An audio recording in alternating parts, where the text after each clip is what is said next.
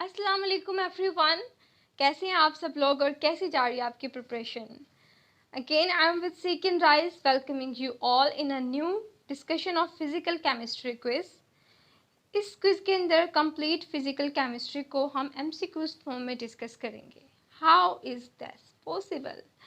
This is possible in a sense कि हमने तमाम जो चैप्टर्स हैं फिजिकल केमिस्ट्री के एफएससी या बीएससी भी ले लें तो उससे इम्पोर्टेंट एमसीक्यूज को इकट्ठा किया है और ताकि आप लोगों की जो है वो एक काइंड की रिवीजन हो जाए और उसके बाद आपके जो वीक एरियाज़ हैं आप उनके एमसीक्यूज को सॉल्व करने का मेथड देख सकें। ठीक है, तो अब हम इस क्विज़ को स्टार्ट करते हैं। आप इस क्विज़ को जो है वो वीडियो की फॉर्म में कंप्लीट डिस्कशन देख सकते हैं या फिर आप इसका क्विज़ को पहले अटैम्प्ट कर लें। ठीक है, फिर उसके बाद आप इस डिस्कशन में पार्टिसिपेट कर लें। Whichever method suits you, it's up to you. So just start it. So the question number 1 is the number of molecule in 16 gram of methane is। अब आप जानते हैं कि जब हम एटॉमिक मास को, मॉलिक्यूलर मास को या किसी भी तरह के फार्मूला मास को हम एक्सप्रेस करते हैं ग्राम्स में, किसी भी कंपाउंड, एटम, एलिमेंट या फिर किसी भी मॉलिक्यूल का जब हम उसका मास जो है रिस्पेक्टिव मास उसको हम ग्राम में एक्सप्रेस करते हैं तो हम कहते हैं कि वो उसका नंबर ऑफ मोल है। मिसाल के तौर पर मीथेन हमारे पास CH4 है तो इसका मॉलिक्यूलर मास जो है वो 16 है। If that 16 gram it's means that it is the 1 mole of methane, क्योंकि मोल की डेफिनेशन हमने पहले पढ़ी है कि atomic mass, molecular mass, formula mass, ठीक है, अगर उसको हम ग्राम में एक्सप्रेस करते हैं किसी भी चीज़ का तो वो उसका मोल है। यहाँ तक बात समझ आ गई? मतलब 16 ग्राम का मतलब है यहाँ पर हम 1 मोल की बात कर रहे हैं, 1 मोल मीथेन की। और हम आगे एवोगैड्रोस लॉ से ये भी जानते हैं कि 1 मोल के अंदर किसी भी स्पीशी का, किसी भी मॉलिक्यूल का, किसी भी कंपाउंड का अगर 1 मोल होगा तो उसके अंदर कितने नंबर ऑफ़ मॉलिक्यूल्स, कितने नंबर ऑफ़ एटम्स हो सकते हैं। ठीक है, तो वो 6.02 इंटू 10⁻23 होंगे। फॉर एग्ज़ाम्पल अगर यहाँ पर हमारे पास 8 ग्राम होती methane, that case we will gonna have कितने मोल हमारे पास, फिर उसके बाद होते जी 0.5 मोल। और 0.5 मोल के अंदर नंबर ऑफ मॉलिक्यूल्स कितने होते, वो 3 इंटू 10⁻23 होते, क्योंकि वो हाफ हो गए नंबर ऑफ मोल्स। 1 मोल के अंदर 6.02 होते हैं, अब हाफ हो गए हैं तो फिर 3.0 इंटू 10⁻23 होगा। ठीक है, तो आपने जब भी नंबर ऑफ़ मॉलिक्यूल्स को कैलकुलेट करना है तो पहले नंबर ऑफ़ मोल्स निकाल लेने हैं। So it's that simple. Now the second MCQ is the 10 gram of the calcium carbonate gives on strong heating carbon dioxide. It gives quick lab in grams. अब यहाँ पे आप देखें कि जब हमारे पास कैल्शियम कार्बोनेट है तो कैल्शियम कार्बोनेट जो होती है ना हमारे पास, इसका मोलर मास है 100। When this 100 on heating produce calcium oxide and carbon dioxide, तो यहाँ पर जो कैल्शियम ऑक्साइड का मॉलिक्यूलर मास आता है वो 56 आता है और कार्बन डाइऑक्साइड का 44 होता है। तो यानी कि 100 ग्राम ने डिसोसिएट होके या कंबस्ट होके 56 ग्राम ऑफ कैल्शियम ऑक्साइड या क्विक लाइम जनरेट की है।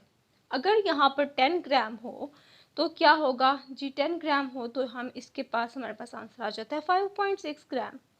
यानी कि 100 ग्राम से तो 56 ग्राम जनरेट कर रहा था, अगर 10 ग्राम है तो वो 5.6। इसी तरह कितनी भी अमाउंट होगी तो वो हम ऐसे करके निकाल लेंगे। This is the right answer. Which has the maximum number of molecules among the following? Number of molecules हम कैसे मालूम करते हैं, आपको पहले बताया। जब हमने नंबर ऑफ़ मॉलिक्यूल्स निकाले होते हैं तो पहले हमने देखना है कि मोल कितने हैं उसके अंदर, किसी भी स्पीशी के अंदर। और मोल निकालने का तरीका क्या है? सिंपल, सबसे सिंपलेस्ट फार्मूला है जी मास और मॉलिक्यूलर मास। ठीक है, तो ये मास दिया गया है, इसको हम डिवाइड करेंगे कार्बन डाइऑक्साइड के मॉलिक्यूलर मास से जो कि 44 ही आता है। ठीक है, 12 of carbon and 32 of this oxygen. Likewise अगर हम ओजोन का निकालते हैं तो उसमें भी 3 ऑक्सीजन के अगर हम मिलाते हैं तो वो 48 बनते हैं। ठीक है, और उसके बाद हम सल्फ़र का देखते हैं तो सल्फ़र डाइऑक्साइड का भी जब मॉलिक्यूलर मास आता है, मास तो दिया गया है ना, तो हमने मॉलिक्यूलर मास से डिवाइड करना है तो 64 से इसको डिवाइड किया। इसी तरह हमारे पास अब थर्ड ऑप्शन में हमारे पास 8 ग्राम ऑफ हाइड्रोजन है। अब हाइड्रोजन का मोलर मास तो 8 नहीं होता, दैट्स 2। तो जब हम इसको डिवाइड करके नंबर ऑफ मोल्स निकालेंगे तो यहाँ पर 1 आएगा, यहाँ पर भी कैंसिल आउट हो जाएगा और 1 मोल आएगा। इसी तरह ये 48 डिवाइडेड बाय 48 भी 1 ही मोल आएगा, लेकिन यहाँ पर 2 डिवाइडेड करेंगे, इससे कट करेंगे तो हमारे पास 4 आ जाएगा। तो जितने भी हमारे पास नंबर ऑफ मोल्स आते हैं उसको हम कंसिडर करते हैं कि उतने ही उसके अंदर एवोगैड्रोस नंबर ऑफ पार्टिकल्स होंगे, जिसको हम Na से मल्टीप्लाई करते हैं। तो यहाँ पर मैक्सिमम नंबर ऑफ मॉलिक्यूल किसके अंदर होंगे, जिसके अंदर मैक्सिमम नंबर ऑफ मोल्स हैं। मैक्सिमम नंबर ऑफ मोल्स हमारे पास 8 ग्राम ऑफ हाइड्रोजन में होंगे। Which of the following halogen can be purified by the sublimation? So iodine can be purified by the sublimation. What is sublimation now?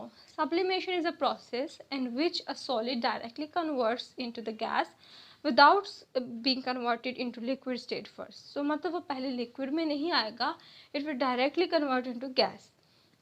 मिसाल के तौर पर जब हम कार्बन डाइऑक्साइड लेते हैं, ड्राई आइस भी बोलते हैं उसको, ठीक है। तो जब वो रूम टेम्परेचर पर अगर हम सॉलिड ड्राई आइस लेते हैं सो वो कन्वर्ट होती है डायरेक्टली वेपर्स में। कार्बन डाइऑक्साइड जो होती है सॉलिड, वो लिक्विड में कन्वर्ट नहीं होती, वो डायरेक्टली कन्वर्ट होती है गैस में। So that's process is the sublimation.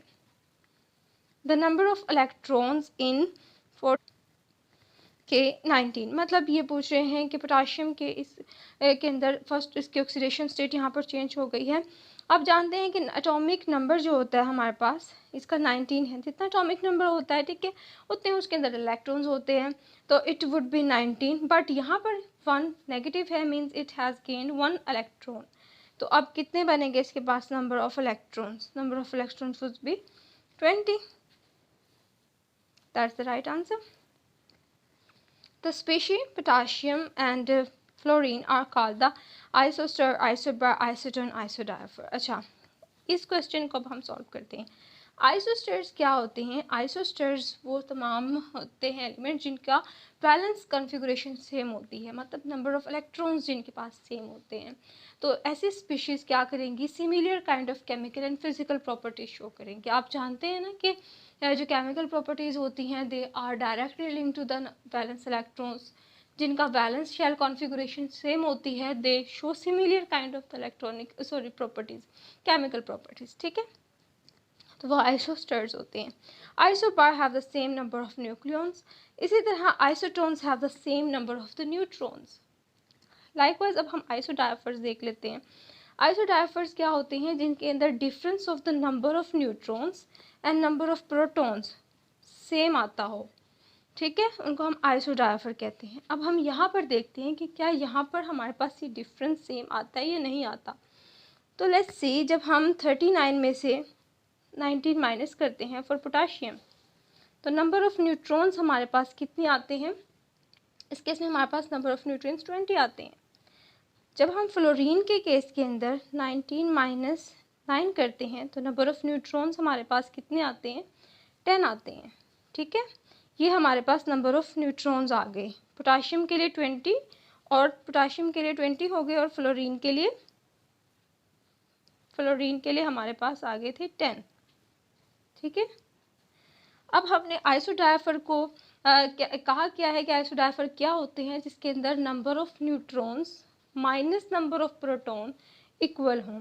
तो पोटाशियम के नंबर ऑफ न्यूट्रॉन अभी हमने निकाले हैं जी 20 हैं वो, इसके प्रोटॉन कितने हैं? वो 19 हैं।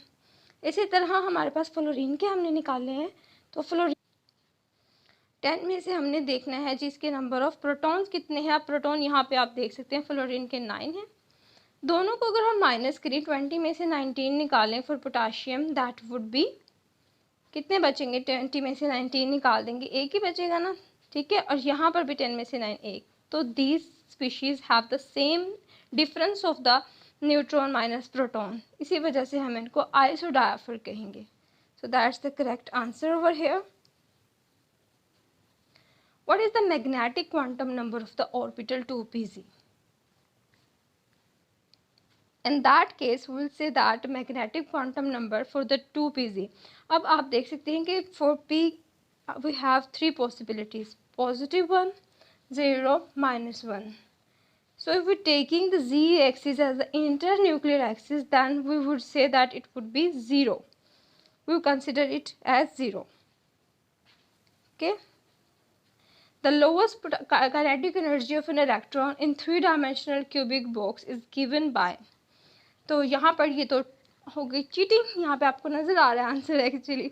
चलें ठीक है, तो आप वैसे भी ये फॉर्मूला है, आपको देखना है इसको। ऐसे क्वेश्चन को ऐड करने का मकसद यही है कि आपको रिमाइंड करवाया जा सके कि आप फाइनल रिवीजन में फॉर्मूलाज लास्ट में देख कर जाए, ठीक है। क्योंकि पिछले 2020 का पेपर था, 22 का भी पेपर था, उसमें एग्जैक्ट फार्मूलाज भी पूछे होते हैं कि ये फार्मूला किसका है, या फिर इस इक्वेशन को हम किस तरह मेंशन करते हैं, तो इस तरह से। So here B is the right option. Which statement is incorrect regarding electromagnetic radiations? The frequency of microwave is less than UV. So it's the correct statement. The velocity of the X-rays is more than UV. This statement is not correct. पहले हम दूसरी देख लेते हैं statements. Cosmic rays have shorter wavelength than the radio waves. क्योंकि cosmic rays की energy ज़्यादा होती है, ठीक है, that's why they have the shorter wavelength than the radio waves. ये भी करेक्ट स्टेटमेंट है। The frequency of the UV is greater than the visible raise, ये भी ठीक बात है, ठीक है। एनर्जी यूवी की ज़्यादा होती है, फ्रीक्वेंसी भी ज़्यादा होती है, वेवलेंथ कम होती है। तो all radiation have same velocity, ये भी बात ठीक है। तो ऊपर वाली जो सेकंड बात है हमारे पास, the velocity of X rays is more than UV is incorrect. Velocity of electromagnetic radiation remains the same for all of this fractions. ऐसे नहीं होता कि सूरज से पहले यूवी आ गई, एक्स रेज कह रही हैं कि हम अभी लंच करके आएंगे, ठीक है, ऐसा नहीं होगा। सबकी वेलोसिटी सेम है, so they will come at the same speed या वेलोसिटी। हाँ, अगर हम वैक्यूम या फिर मीडियम की बात करें सो वो डिफरेंस क्रिएट होता है, but that's also very slight difference कि वैक्यूम में जो है वो इनकी स्पीड जो होती है वो कंपैरेटिवली थोड़ी हमारे पास, क्योंकि डिस्ट्रैक्शन स्कैटरिंग नहीं होती, तो वो हम देखने को मिलती है थोड़ी सी इंक्रीमेंट। लेकिन हमारे पास एक्स रेज या फिर इसके जो डिफरेंट फ्रैक्शंस हैं EMR के, they are going to have the very same velocity. For each value of the L, the number of M values are. तो ये हमारे पास ये फॉर्मूला होता है जिससे हम देख सकते हैं कि अगर हमें L मालूम है, L मतलब कि D ऑर्बिटल है या P है, F है, तो वहाँ पर हमारे पास M की वैल्यू क्या होगी, M की कितनी पॉसिबिलिटीज़ हो सकती हैं। तो दैट्स 2L+1। इसको हम एग्जाम्पल से देख लेते हैं कि यहाँ पर फॉर एग्जाम्पल हमारे पास D ऑर्बिटल है, ठीक है। डी के लिए एल वैल्यू कितनी होती है, 2 होती है ना, तो हम इसमें पुट करेंगे 2 × 2 + 1, सो दैट इज़ 5। और हम जानते हैं कि डी ऑर्बिटल के अंदर जो होती हैं वो हमारे पास 5 पॉसिबिलिटीज़ होती हैं, 0, -1, -2, +1 एंड +2, ठीक है। Mass of the photon is given by 3.313 into 10⁻⁻34 kilogram. Find its wavelength. So the question can be solved from the de Broglie's equation, which says that the wavelength is equal to the h/mv. That's the momentum over here. अब उन्होंने हमें यहाँ पर बताया क्या है, मास बता दिया है और उन्होंने कहा है कि आप इसकी वेवलेंथ बताएं, ठीक है। चलें जी, वेलकम। अजान हो गई थी तो मैंने इसको पॉज कर दिया था वीडियो को। Mass of the photon is given by 3.313। अच्छा, ये आप जो है वो कैलकुलेट कर सकते हैं by using the de Broglie equation. उसमें कैसे करेंगे जी, उसमें आपने करना क्या है, हमारे पास wavelength is equal to the h/mv होता है। यहाँ पर हमारे पास प्लांक्स कांस्टेंट की आपको पता है कि कितनी वैल्यू होती है, उसको आपने डायरेक्टली ऐड करना है, 6.62 × 10⁻⁻34 जूल सेकेंड, ठीक है।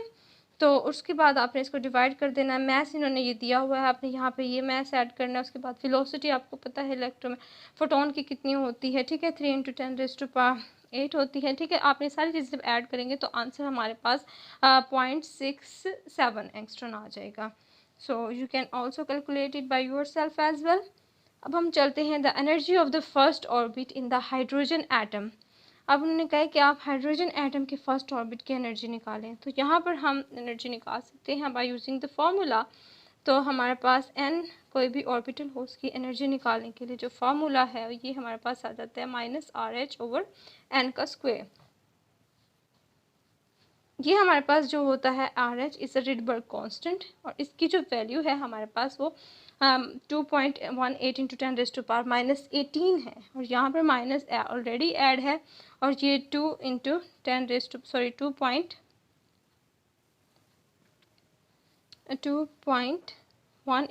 10⁻⁻18 ये हमारे पास रेडबर्ग कांस्टेंट की वैल्यू है -RH था और डिवाइडेड बाय n का स्क्वायर।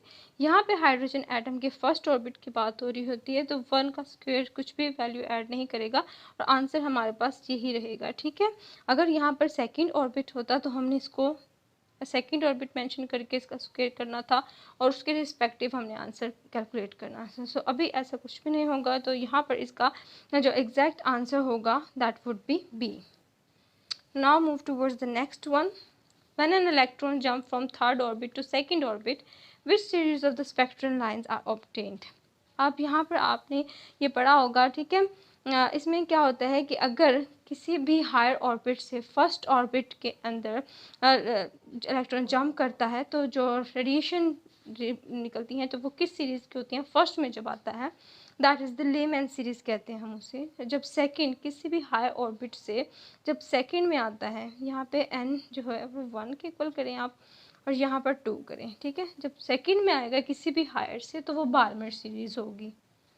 इसी तरह जब थर्ड लेवल पे आएगा किसी भी हायर सीरीज़ में से, ठीक है, हायर ऑर्बिटल में से जब वो थर्ड में आएगा तो उस सीरीज़ जो सीरीज़ इमिट होगी उसको हम कहेंगे पैशन सीरीज़, ठीक है। उसके बाद फोर्थ वाली ब्रैकेट होती हैं, तो इस तरीके से आपने याद रखना है।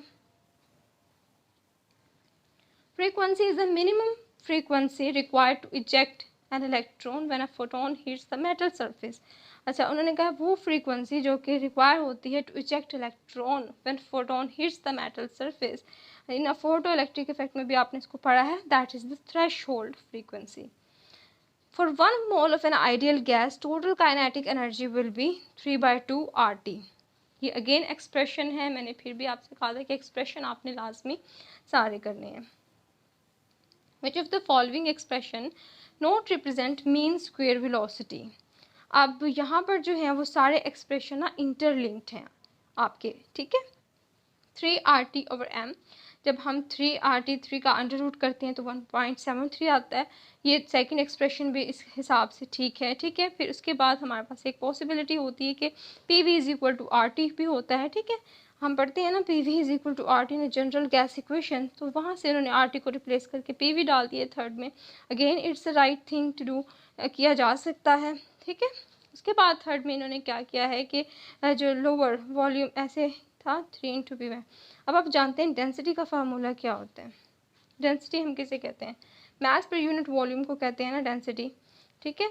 तो यहाँ पर इन्होंने इसी चीज़ को रिप्लेस करके जो है वो डेंसिटी की टर्म ऐड कर दी हुई है 3P/D और 2RT/m, ये इसका कोई पॉसिबल एक्सप्रेशन नहीं बनता, so that's not the expression of the root mean square velocity. The rise of the liquid in the capillary tube is due to the surface tension, ये आप जानते हैं, ठीक है। Which of the following unit cell has the least symmetry? Least symmetry किसकी हो सकती है? क्यूब तो बड़ा सिमेट्रिकल होता है ना, एंगल भी सारे बराबर हैं जी, लेंथ भी सारे बराबर हैं। फिर उसके बाद हेक्सागोनल के अंदर हमारे पास एक एंगल वेरी कर जाता होता है, ठीक है, 120 में चला जाता है, एक लेंथ भी।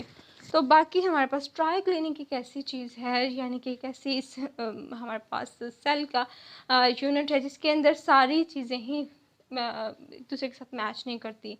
सारी लेंथ्स भी जो है ट्राइक्लिनिक की वो चेंज होती हैं, एंगल भी सारे चेंज होते हैं, तो that is the most unsymmetrical unit cell triclinic. Most symmetrical अगर क्वेश्चन आ जाता है तो वो क्यूबिक होगा। Which substance has greatest lattice energy? Lattice energy जो है वो किसकी ज़्यादा होती है? आप जो जिस पे जितना ज़्यादा चार्ज होता है, ठीक है, उसकी उतनी ज़्यादा लैटिस एनर्जी ज़्यादा होगी। तो यहाँ पर मैग्नीशियम ऑक्साइड की ज़्यादा लैटिस एनर्जी होगी। Select the right one. A compound contains two types of X and Y. Its crystal structure is a cubic lattice, which acts with X atom at the corners of the unit cell and Y atoms at the body center. The simplest formula of this compound is. अब ये simple किसकी सारी direction या indication जो दी हैं ये किसकी तरफ डायरेक्ट कर रही हैं कि एक सिंपल हमारे पास क्यूबिक सेल है, क्यूबिक यूनिट सेल, ठीक है। तो उसकी बात ये कर रहे हैं और उसमें ये क्या कहा जा रहा है कि सारे जो एक्स एटम हैं हमारे पास, ठीक है, वो हमारे पास कॉर्नर्स पे हैं और इसके बाद हमारे पास जो वाई एटम है वो बॉडी सेंटर में है। अब इसका सिंपलेस्ट फार्मूला क्या हो सकता है? अब इसका सिंपलेस्ट फार्मूला हमारे पास क्या हो सकता है, ये इस लाइक सीजियम क्लोराइड, ठीक है। तो ये हमारे पास एक्स वाई स्ट्रक्चर होगी इसके लिए, या सोडियम क्लोराइड में भी हमारे पास दो ही चीज़ें होती हैं, but that's the indication of the body centred species. So which of the following is not an extensive property. अब यहाँ पर एक क्वेश्चन उठते हैं कि एक्सटेंसिव प्रॉपर्टी किसे कहते हैं हम, और एक और होती है इंटेंसिव प्रॉपर्टी। एक्सटेंसिव प्रॉपर्टी वो प्रॉपर्टीज़ होती हैं जो अमाउंट ऑफ मैटर पे डिपेंड करती हैं। इसमें कौन सी प्रॉपर्टी आती हैं सारी आपने याद रखनी है, किसी भी हवाले से एमसीक्यूज आ सकता है, ठीक है। हमसे तो अभी इसमें ये पूछा गया है कि कौन सी हमारे पास एक्सटेंसिव प्रॉपर्टी नहीं है, लेकिन आप ये देख लें पहले कि एक्सटेंसिव होती कौन कौन सी हैं। सबसे पहली बात कि वो अमाउंट ऑफ मैटर पे डिपेंड करती हैं। उसमें हमारे पास आ जाता है जी मैस, वॉल्यूम, एंथैल्पी, एंट्रोपी, ठीक है। उसके बाद हमारे पास आ जाती है एंथैल्पी, हमारे पास गिब्स फ्री एनर्जी भी इसमें आ जाती है, हेल्महोल्ट्ज़ फ्री एनर्जी भी आ जाती है, ठीक है। और ये सारी चीज़ें जो होती हैं हमारे पास इसमें आ जाती हैं एक्सटेंसिव प्रॉपर्टी के अंदर, ठीक है। और यू बी। इसके बाद अब हम बात करते हैं कि इंटेंसिव प्रॉपर्टी कौन सी होती हैं। ऐसी प्रॉपर्टीज़ जो डिपेंड नहीं करती अमाउंट ऑफ द मैटर पे, वो इंटेंसिव प्रॉपर्टी होती हैं। उसमें हमारे पास जी वर्क आ जाता है, टेम्परेचर आ जाता है, प्रेशर आ जाता है, डेंसिटी आ जाती है। तो आप इसको किसी तरह निमोनिक्स बना के याद कर लें, या सिंपल आप इसी चीज़ से भी याद रख सकते हैं कि जो मैथ्स पे डिपेंड नहीं कर रही, टेम्परेचर मैथ्स पे डिपेंड नहीं कर रहा होता, ठीक है। तो ये सारी चीज़ें जो हैं वो आप देख लें। Here the work. The variation of enthalpy of the reaction with temperature is given by. ये जो इक्वेशन है जो कि एंथैल्पी ऑफ द रिएक्शन को विद टेम्परेचर के साथ रिलेट करती है, वो किर्चॉफ इक्वेशन होती है। ये मेरे ख्याल से 2022 के पेपर में था या 2020 के पेपर में था, बट ये पेपर में लाजमी था। Which is insoluble in water. तो बैरियम सल्फेट, हमने लास्ट क्विज में भी इसको देखा था। बैरियम सल्फेट जो है वो उसमें ये था कि मैग्नीशियम सल्फेट सॉल्युबल होता है, तो ऑब्वियसली बैरियम सल्फेट यहाँ पर सॉल्युबल नहीं होगा because it has more lattice energy as compared to its hydration. Entropy change for the reversible process. Which of the following expression is correct regarding entropy change of the reversible process? अब आप देखें एक reversible process हो रहा है, यानी कि पहले हमारे पास A plus B for example react किए और उन्होंने C प्लस डी बना दिए, ठीक है। ये हमारे पास एक रिएक्शन था। इन फॉरवर्ड फर्ज करें कि एंट्रोपी इंक्रीज़ हुई है, लेकिन ये रिएक्शन रिवर्सिबल है, तो जितनी इंक्रीमेंट हुई है वो वापस दोबारा चेंज हो गई है। तो ओवरऑल जो एंट्रोपी चेंज होता है रिवर्सिबल प्रोसेस के अंदर वो हमारे पास ज़ीरो होता है। एंट्रोपी हम किसे कहते हैं? The disorderness, the randomness in किसी भी सिस्टम के अंदर जो जनरेट हुई है as a result of a chemical reaction, as a result of any change, ठीक है। तो रिवर्सिबल में यानी कि जितनी डिसऑर्डरनेस क्रिएट हुई है वो दोबारा फिर ऑर्गेनाइज्ड हो गई है, इक्वल हो गया सिस्टम, तो चेंज जो होगा वो ज़ीरो होगा। गिब्स हेल्महोल्ट्ज़ इक्वेशन में बी एक्सप्रेस एज। अच्छा, ये भी एग्जैक्ट एक्सप्रेशन से क्वेश्चन है, तो एक्सप्रेशन वाले क्वेश्चन क्योंकि मैं ऑलरेडी पेपर में देख चुकी हूँ, और फिर इसमें ये होता है कि अगर आपको आता नहीं है तो आप इसमें गैस भी नहीं लगा सकते, और अगर आता है तो आपका एग्जैक्ट आपका जो है वो क्वेश्चन ठीक हो जाता है। So here C is the exact expression for that. Which of the following enthalpy is always negative? Enthalpy of combustion जो होगी वो हमेशा negative होगी। The want of reaction equation is, want of की जो equation होती है वो कौन सी होती है इनमें से? That is the C minus del G is equal to RT ln Kp, ठीक है। तो ये expression इसका थर्ड वाला expression जो है वो want of reaction isotherm की equation है। Entropy of the universe is always increasing, ठीक है। This is the second law of thermodynamics. The free energy change at equilibrium for a reaction is. अच्छा, free energy change की जब हम बात करते हैं किसी रिएक्शन में तो वो हम कहते हैं कि ज़ीरो है। Free energy change for a reaction delta G is equal to zero. अब ये कैसे होती है? एक्चुअली इस सिचुएशन में हम ये कहते हैं कि अब इक्विलिब्रियम इस्टेब्लिश हो गया है, so there is no more driving force towards the forward or a backward reaction. ठीक है, तो यहाँ पर हमारे पास डेल जी जो होगा वो ज़ीरो हो जाएगा। अगर हमारे पास एक रिएक्शन जो है वो फॉरवर्ड मूव करना है तो उसके लिए del G greater than zero होती है। अगर उसने रिवर्स में जाना है तो in that case it would be less than zero. But if there is an equilibrium then del G is equal to the zero. ये भी एक पास्ट पेपर का क्वेश्चन है। ठीक है, विच of the following is not a buffer. इसमें से buffer कौन सा नहीं है? अब ठीक है, बफर के लिए आप उसकी डेफिनेशन को रिकॉल क्या करें, सिंपल जो बफर की होती है। ठीक है, इसमें क्या होता है? बफर के अंदर हमारे पास एक वीक एसिड या salt of it with strong base, a weak base और a salt of it with strong acid. So ये सारी कंडीशन जो है वो आप इसमें देखिए, यहाँ पर ये वीक बेस, ये स्ट्रॉन्ग बेस है। ठीक है, और salt of it with weak base, तो ये तो है बफर। ये भी बफर है हमारे पास। इसमें भी हमारे साथ यही हो रहा है कि वीक एसिड है, salt of it with strong S sodium acetate. यहाँ पर जो हमारे पास फोर्थ कंडीशन है, इसमें हमारे पास एक वीक बेस है और salt of it with a weak acid है। तो ये तो दोनों चीज़ें वीक हैं, तो ये हमारे पास बफर नहीं होगा। ठीक है, विच of the following is wrongly mapped. Sodium carbonate को हम वार्षिक सोडा कहते हैं, सोडियम क्लोराइड को हम कॉमन सॉल्ट, टेबल सॉल्ट कहते हैं। कैल्शियम कार्बोनेट स्लेक लाइम तो नहीं कहते, कैल्शियम कार्बोनेट जो होती है स्लेक लाइम हम कहते हैं कैल्शियम हाइड्रोक्साइड को। ठीक है, तो यहाँ पर ये गलत बताया गया है, सोडियम हाइड्रोक्साइड को हम कास्टिक सोडा कहते हैं। So the correct option is the calcium carbonate slack lime. गलत बताया गया है ये। यहाँ पर हमारे पास अगर स्लेक लाइम होती तो कैल्शियम हाइड्रोक्साइड होनी चाहिए थी। Pure water is known to be which of the following. Pure water जो होता है वो वीक इलेक्ट्रोलाइट होता है। Nernst equation is given by which of the following statement. ये भी क्वेश्चन पास्ट पेपर का क्वेश्चन है।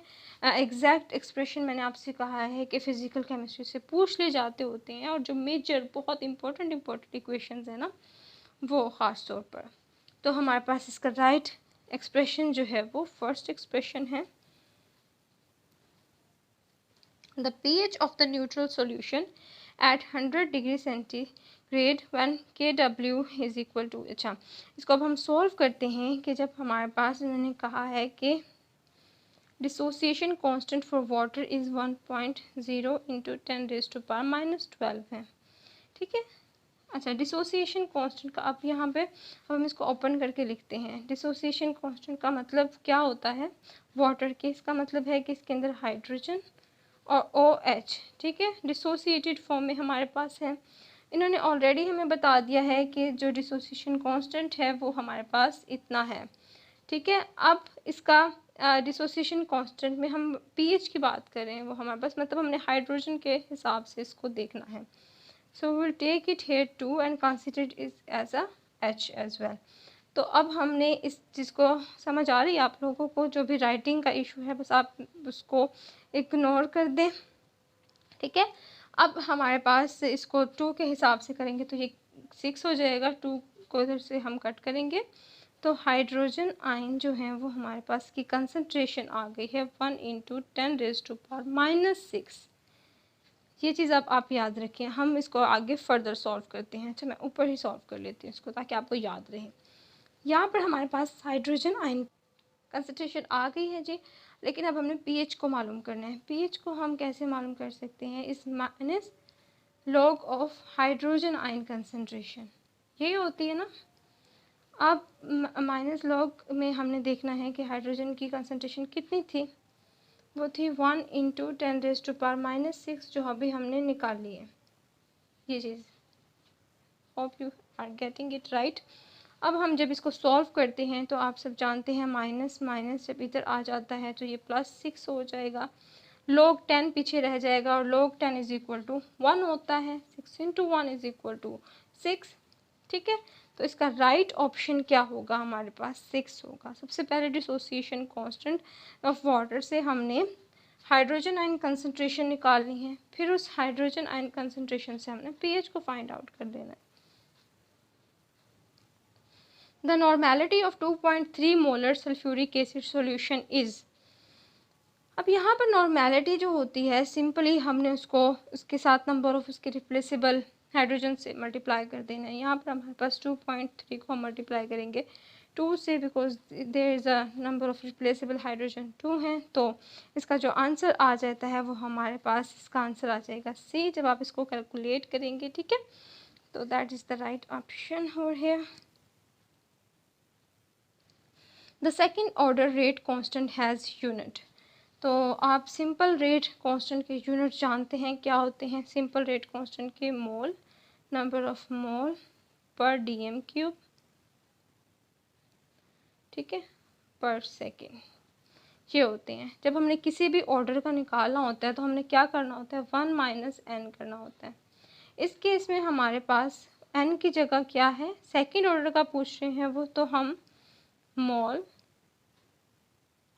डी एम क्यूब 1 माइनस यहाँ पर 2 कर दें अगर, तो 1 माइनस 2 हमारे पास -1 हो जाता है पर सेकेंड। अब इससे क्या होगा कि अंदर वाली सारी टर्म इन्वर्ट हो जाएगी। अब मोल जो होंगे वो हमारे पास नेगेटिव में चला जाएगा, D M cube already negative था तो ये प्लस में चला जाएगा +3, ठीक है, और पर सेकेंड एज इट इज़ रहेगा। ये हमारे पास सेकेंड ऑर्डर का रेट कांस्टेंट है, सॉरी यूनिट है, इसके निकलेगा। तो यहाँ पर एक्सप्रेशन में आप देख लें कि ये कौन सा टैली करता है, डी में यही सारी है, डी एम क्यूब सिंपल में है, पर मोल है और पर सेकेंड है, so that would be the right answer. Which one is right? Which of the following expression represent the Arrhenius equation? Again I am repeating, जितने एक्सप्रेशन मैंने इस क्विज में ऐड किए हैं इनको आप लिख लें, और इसके अलावा जितने भी ऐसे नेम एक्सप्रेशन हैं इंपॉर्टेंट इक्वेशंस के, वो सारे आपने फिंगर टिप्स पे अपने कर लेने हैं। इनके रिलेटेड अगर MCQs न्यूमेरिकल बेस्ड आता है तो भी आप सॉल्व कर सकेंगे, या एज इट इज़ पूछ ले जाता है तो वो भी, ठीक है। विच of the following expression regarding Arrhenius is the right one over here. अब यहाँ पर डी ऑप्शन में जो है वो राइट एक्सप्रेशन दिया गया है, that is the correct one. अब हम देखते हैं जी, the glow of the yellow phosphorus as a result of the slow oxidation of air is called the. ये हमारे पास जो होती है ना, काफ़ी सारी ल्यूमिनेसेंस की टाइप होती हैं, तो ये हमारे पास यहाँ पर केमिल्यूमिनेसेंस होगी। Mark the right one. यहाँ पर पूछ रहे हैं जी, what is the number of phases, components and degree of freedom for the following reaction.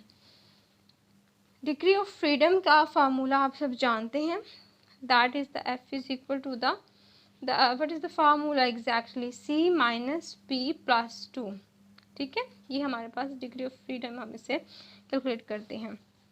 अब यहाँ पर हमारे पास फेजेस कितने हैं, इसमें 3 different kind of the things हैं। उसके बाद जो फार्मूला के अंदर है हमारे पास F हमने कैलकुलेट करना है, और C को हम कैसे कैलकुलेट कर सकते हैं। एक्चुअली C जो होती है वो component minus n number of equation जो उनके दरमियान कंपोनेंट के दरमियान बन रही हैं। यहाँ पर हमारे पास 3 कंपोनेंट हैं, लेकिन वो सब एक दूसरे के साथ एक एक इक्वेशन के साथ रिलेटेड हैं।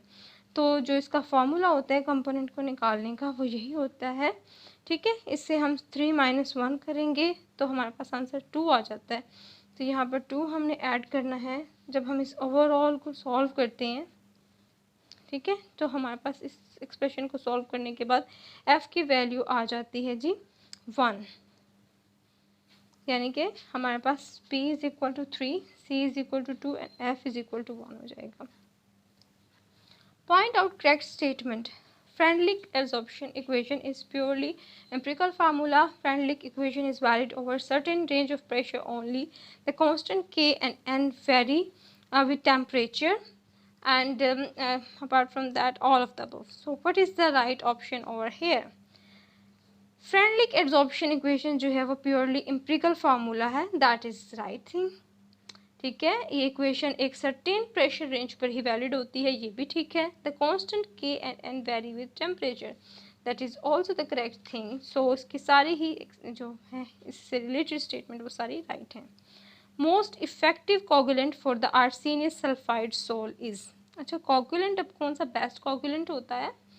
कोगुलेंट जो होता है, आपने वो रूल पढ़ा होगा, हार्डी रूल आई थिंक कुछ है इसमें, कोलाइडल के जब हम पढ़ते हैं, जिसके ऊपर चार्ज ज़्यादा होता है, ठीक है, वो ज़्यादा कोगुलेटिंग प्रॉपर्टी रखता है, उसके अंदर ज़्यादा इफ़ेक्टिविटी होती है कि वो किसी चीज़ को कोगुलेट करे ड्यू टू इट्स चार्ज।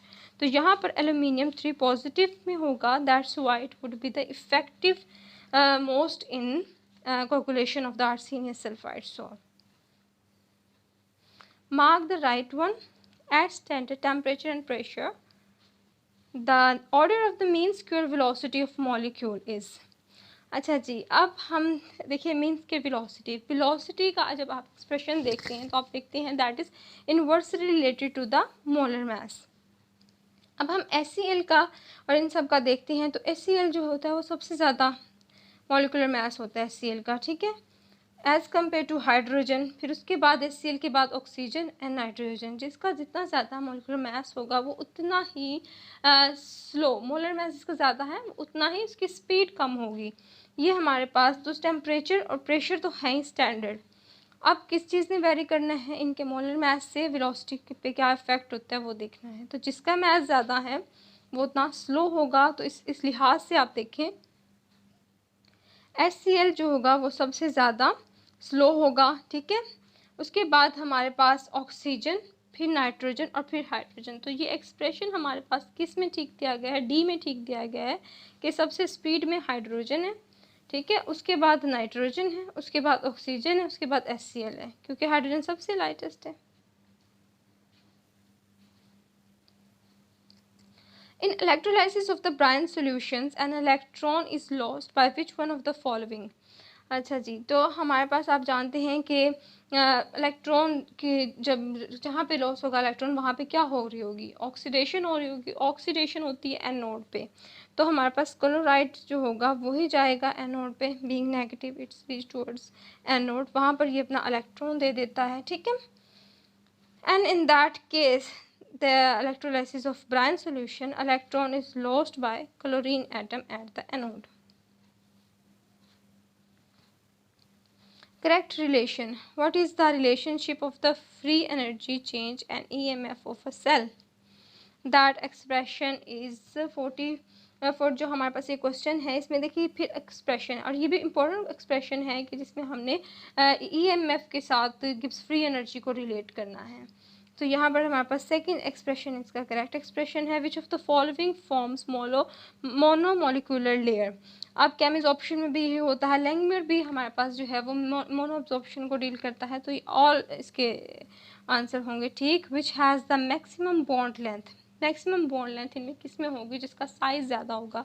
जब कोई स्पीशी जो होती है वो इलेक्ट्रॉन गेन करती है, ठीक है, तो उसका जो साइज़ होता है वो इंक्रीज़ हो जाता है due to the addition of extra shell, या फिर एडिशन ऑफ द इलेक्ट्रॉन हमारे पास जो होती है रिपल्जन काज करती है एंड इट इंक्रीजेज साइज।